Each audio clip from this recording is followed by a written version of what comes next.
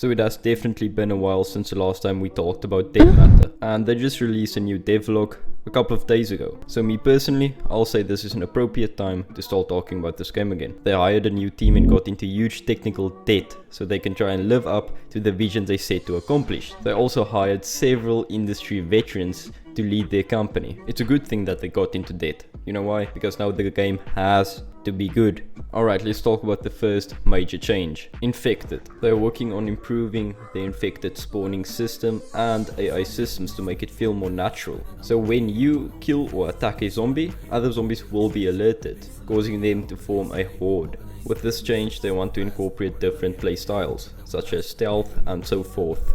They also started to remodel Unreal's meta-humans. Using custom detailing and so forth, they are giving them a more undead and gruesome look. In my opinion, they do look better, and they said they want to expand to add a vast variety of zombies, which I think would add a more realistic feel towards the game. It's also not just the zombies getting an upgrade, they're also upgrading their player models for a more realistic look.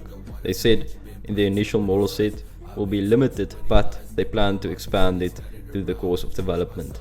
Now, let's talk about the next major change, the map and the look of Dead Matter. They are limiting the initial size of the map for early access launch, so they can make more key locations and immersive world and experience. They made it clear that the map are still large and that there are still a lot to explore. I personally support this idea, so now they can focus on optimizing the map and so forth, which is highly needed. Graphical changes.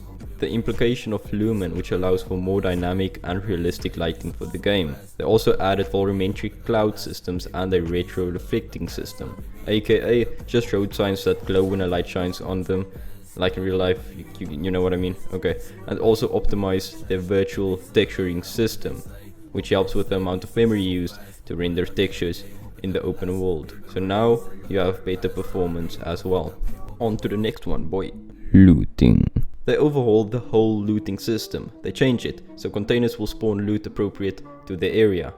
Basically, a ship will spawn loot that will be appropriate for a ship, like tools and fishing rods. A house, on the other hand, will spawn loot like clothes and kitchen knives. Basic, the basic stuff that's in a household. Anyways, on to the next one. Medical system. They converted the old system with a gouge system. Now base stats of the character like health, blood, stamina, nutrition, hydration and weight will use this gouge system. They seem to do a lot recently. Let's hope most of what they said was true. I will continue to cover this game until it either dies out or it fully releases onto Steam.